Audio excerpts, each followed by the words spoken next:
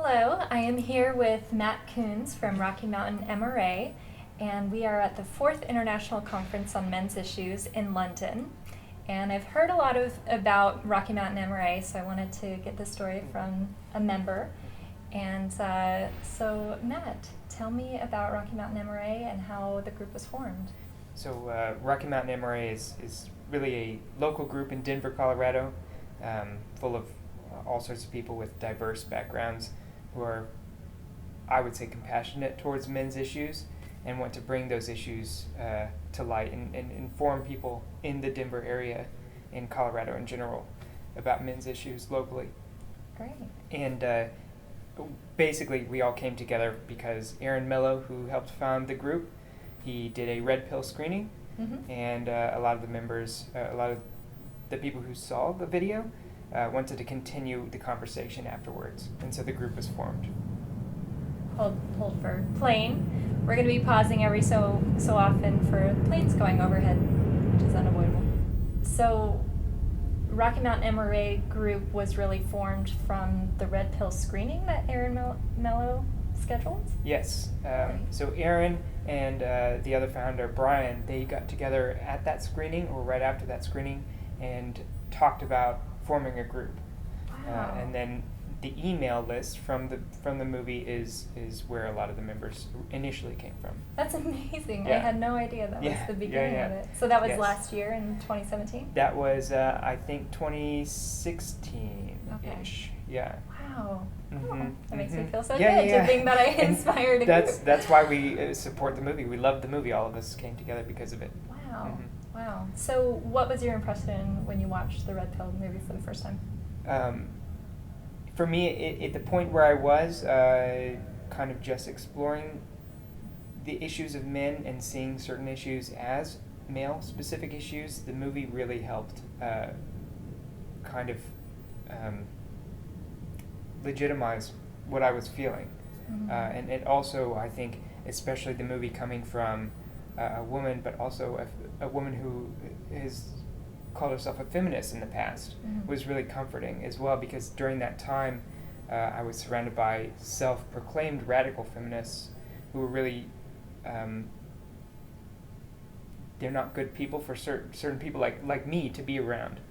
So it was great to see someone listen to new ideas, listen to these people who are, like Paul Elam, who I've listened to online, and come to their own conclusions about it and kind of open their eyes about how what they interpreted as men's rights movement initially might not have been actually truth. It might have been more judgment.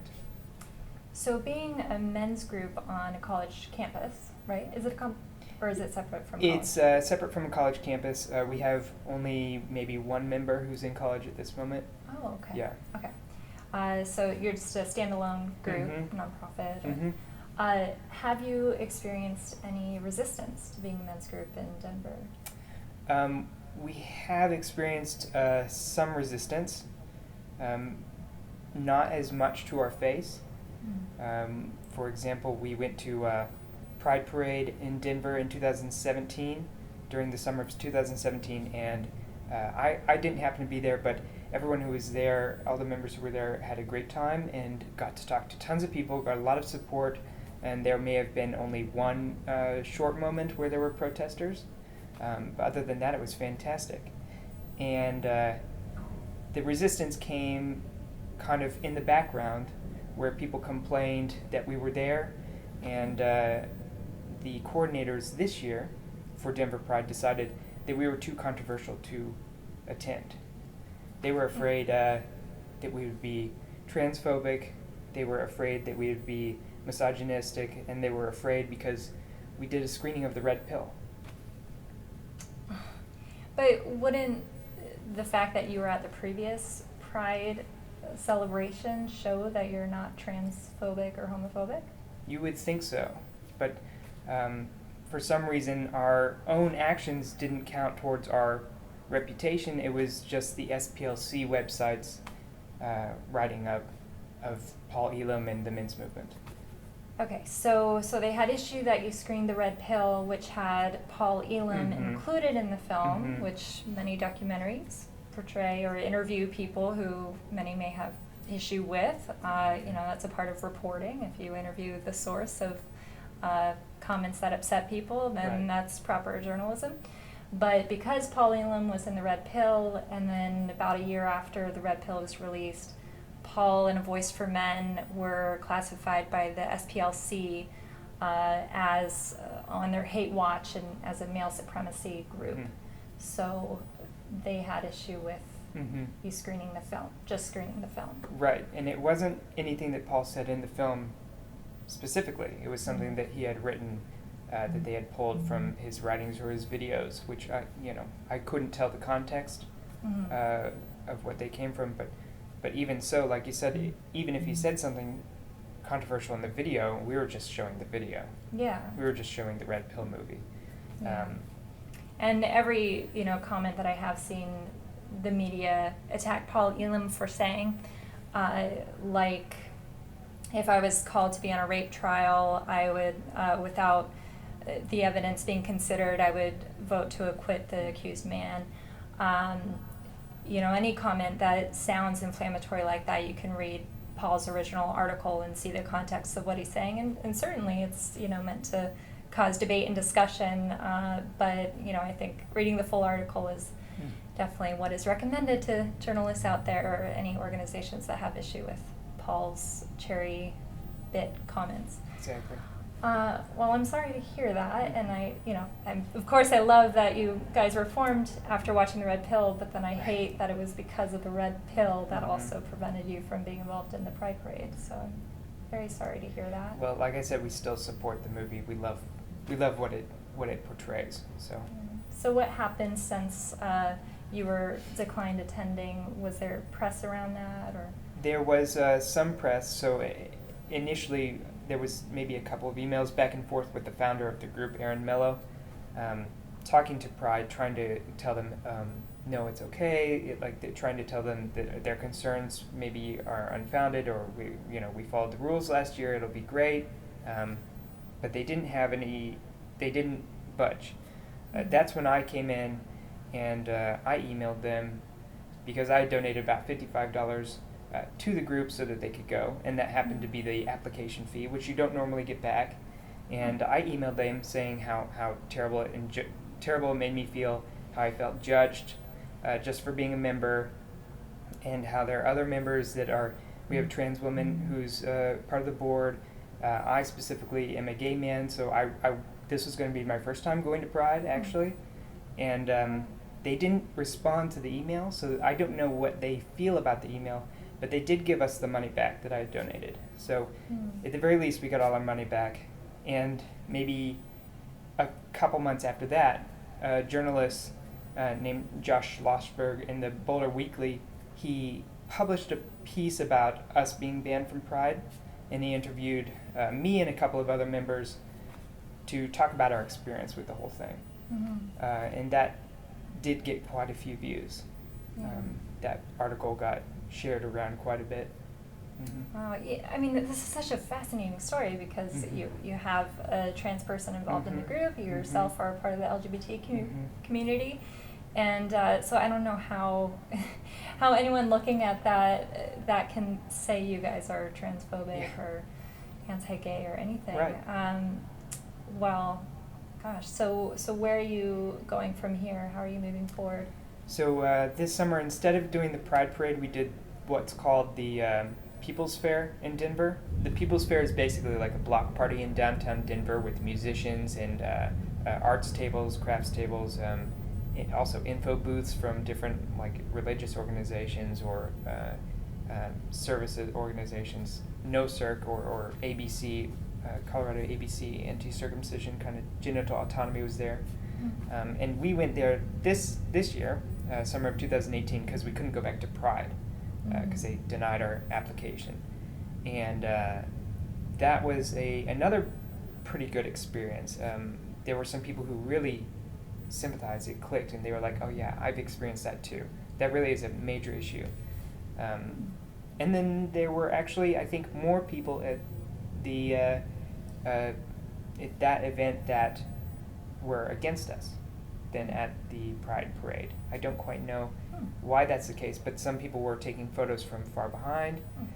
We found out later that they were posting photos on Facebook talking about firebombing the tent, which of course is a false threat, but that's they're talking about us that way. And they had also said that they wanted to contact the coordinators of the People's Fair as well, so that we don't get accepted next year. So we'll see what happens next year. So do you think what's triggering people, for lack of a better word, is the MRA acronym in your title? Some of them it was MRA, I saw them taking the picture of MRA. For some of them it was the word rights, men's rights. That was a problem.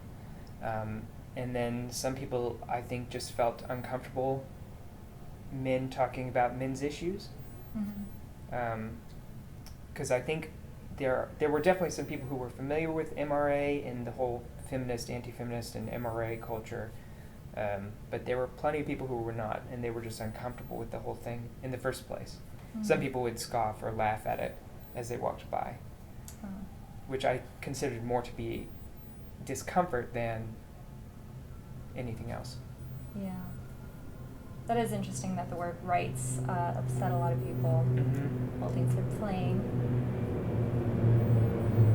Different plane, smaller plane, faster plane. Yeah, the rights thing, I think, is because it's associated with women. So it just sounds... that is an information gap, I think, for a lot of people who only consume information from the mainstream media, because you can have a women's rights movement that talks about manspreading, and that is not a rights issue. But the men's rights movement can talk about actual rights that are being denied, like the right to know that the child is in fact your own DNA. So why have you chosen to stand behind your title and not change it?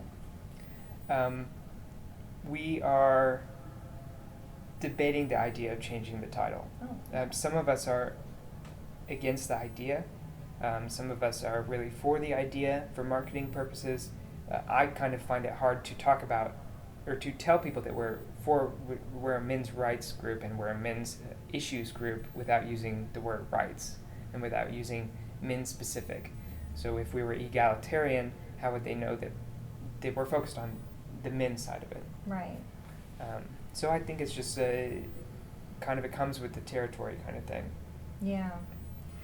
I do think that no matter what you label yourself, if you are on the wrong side of the mainstream narrative, they will find a way to smear the title. I mean, even with the title of the Red Pill movie, it did mean something different or represent something different when I was finishing the film. So even the title of the Red Pill movie itself, that term has really been taken through the mud since the film has been released, I think, to mean something different, so that the average person who is not aware of a lot of these issues immediately writes it off as a hateful group or something to be feared. Right. So I think that's part of the territory. No matter if you call yourself Platypus or Daisy, it could become what Pepe became. I mean, it started off as an innocent meme, and it can always be transformed based on what the media wants to say it is. So, okay, so you are considering reworking the title a bit? Yes, yeah.